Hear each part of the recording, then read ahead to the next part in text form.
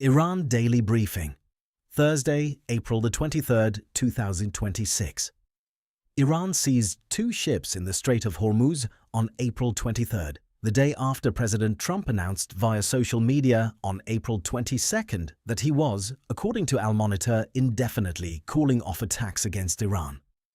That sequence raises unresolved questions about the scope of the ceasefire agreement.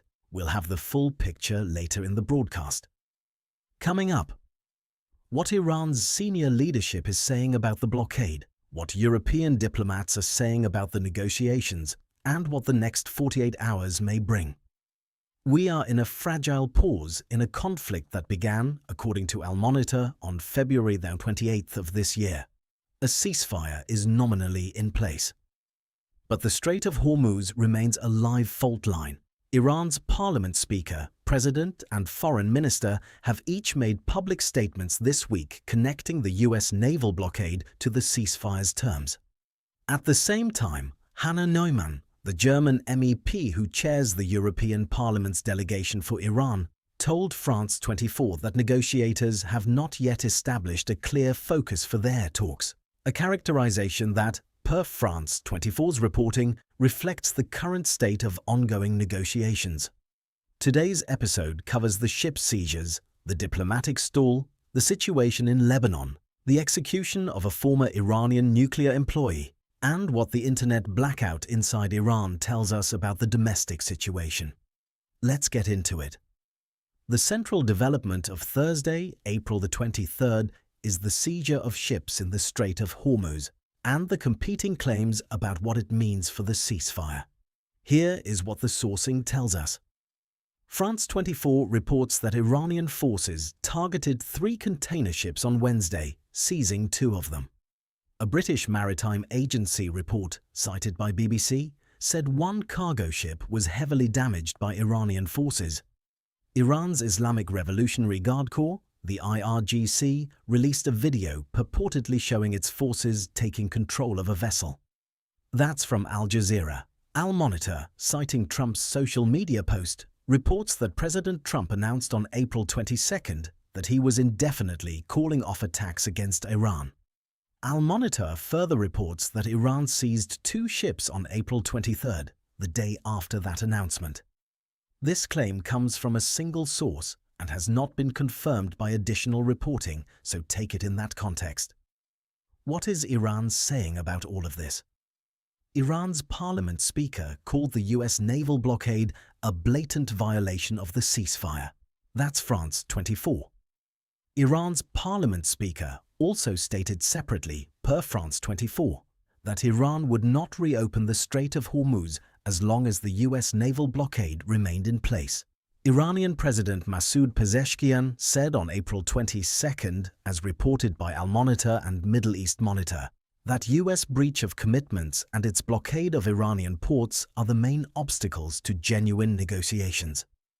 Iranian Foreign Minister Abbas Araghchi stated, according to Mehr News Agency and IRNA, that U.S. and Israeli aggression against Iran is the root cause of insecurity in the Persian Gulf and the Strait of Hormuz.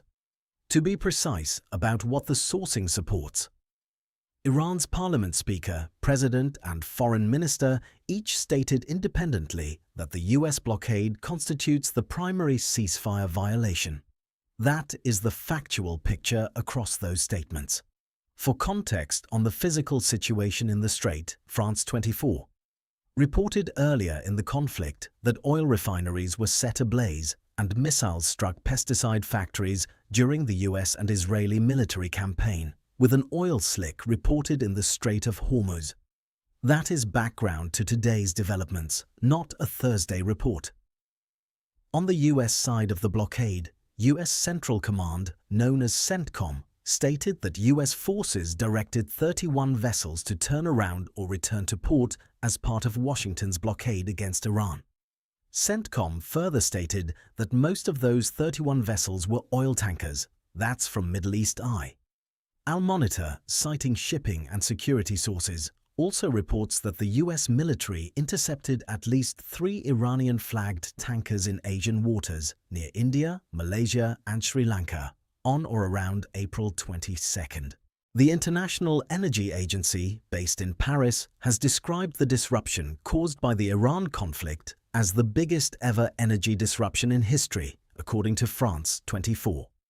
The United Nations has proposed a humanitarian corridor to allow fertilizer and other essential goods through the Strait. That's also from France 24. What to watch? Whether either side publicly acknowledges or contests the other's characterization of the ceasefire's terms. The specific dispute, whether the US blockade is covered by any ceasefire understanding, has not been resolved in public statements as of this broadcast. Any formal response from Washington to Tehran's blockade as violation framing would be a significant development. Story 2. The diplomatic track. Hannah Neumann, the German MEP who chairs the European Parliament's delegation for Iran, told France 24 that the main problem is that they don't even have a clear focus on what they are negotiating about. That quote stands on its own. The substance of what the parties are and are not discussing has not been publicly clarified. Paimon Azmoudeh, a senior consultant with the risk and compliance practice at Forward Global, told France 24 that going back to war is not in anyone's interest given the current ceasefire. That reflects one assessment of the incentive structure from a single named analyst. Watch for any public statement from negotiating parties that specifies what issues are on the table. As of Thursday, that clarification has not emerged in available sourcing. Story 3. The execution of a former nuclear employee. The Times of Israel reports that Iran executed Mehdi Farid, a former nuclear employee who was arrested in 2023 for allegedly spying for Israel's Mossad intelligence service. This item requires a clear caveat on timing. The source material provides only the arrest year, 2023, and does not confirm when the execution occurred. It is not possible to determine from available sourcing whether this took place within the current broadcast window. For that reason, treat this as background context rather than a confirmed Thursday development. Iran has executed a former nuclear employee on espionage charges. The date of that execution is not confirmed in available sourcing. Story 4. The VP Pakistan trip cancellation. The BBC reported Tuesday night that the US confirmed the Vice President's trip to Pakistan for a second round of peace talks has been cancelled. To be precise about timing, this was Tuesday's news. It is now Thursday. The cancellation is reported. The reasons have not been detailed in available sourcing. Watch for whether a rescheduled date is announced or whether either side offers a public explanation for the cancellation. Story 5. Lebanon French President Emmanuel Macron said on Wednesday that a second French soldier died following an attack on UN peacekeepers in Lebanon. Macron attributed that attack to Iran-backed Hezbollah. Both items are from France 24. This is a development with potential bearing on the broader regional picture, particularly given the simultaneous pressure on the Strait of Hormuz. Watch for any formal response from European governments regarding force protection or mandate review for peacekeeping operations in Lebanon. Story 6. Iran's internet blackout. NPR reports, though the precise start date of the blackout is not confirmed in available sourcing, that Iran has cut off its access to the global internet. The human impact is concrete. NPR also reports that some Iranians are traveling across the border into Turkey just to access the internet and make video calls before returning home. The internet cutoff and the pattern of Iranians crossing into Turkey for connectivity are the confirmed facts here. When exactly the blackout began is not established in available sourcing, so this should not be read as a Thursday-specific development. Watch for any independent verification of the blackout's scope or duration, or any official Iranian government explanation. We opened this broadcast on the sequence of events around the ship seizures and the ceasefire announcement. Here is the full picture the sourcing supports. President Trump announced via social media on April 22nd that he was, according to Al Monitor citing that post, indefinitely calling off attacks against Iran. The following day, April the 23rd, Iran seized 2 ships in the Strait of Hormuz. That is Al Monitor's reporting from a single source. France 24 reports that Iranian forces targeted 3 container ships on Wednesday and seized 2. The BBC reports 1 vessel was heavily damaged per a British maritime agency. The IRGC released video purportedly showing a seizure per Al Jazeera. Iran's parliament speaker, president and foreign minister have each publicly stated that the US naval blockade, which CENTCOM confirms involves 31 vessels directed to turn around, constitutes a violation of the ceasefire. The US position on whether the blockade falls within the ceasefire's scope has not been stated in available sourcing. The UN has proposed a humanitarian corridor through the strait. That proposal has not been accepted or rejected in available sourcing as of this broadcast. Nuclear talks.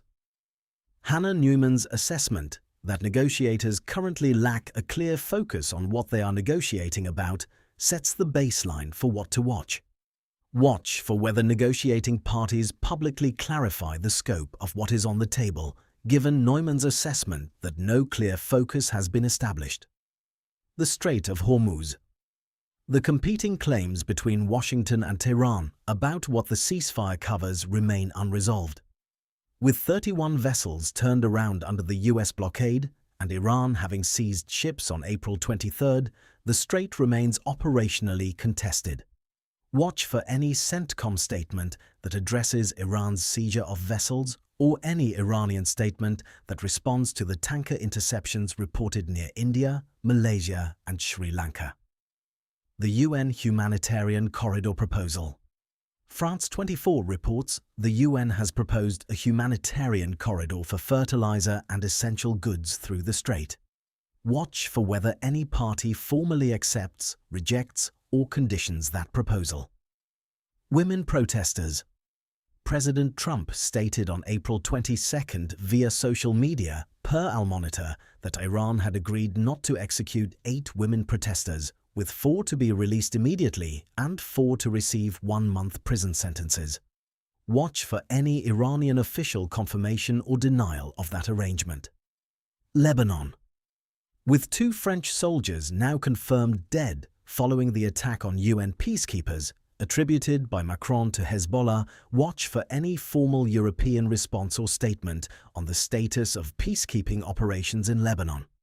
Today's briefing covered the ship seizures in the Strait of Hormuz and the competing ceasefire claims from Tehran and Washington, the state of diplomatic talks, the deaths of French peacekeepers in Lebanon, the execution of a former Iranian nuclear employee, the cancelled vice presidential trip to Pakistan, and the internet blackout inside Iran. We'll be back tomorrow with the latest. If you found today's briefing valuable, subscribe wherever you listen to podcasts. New episodes every morning.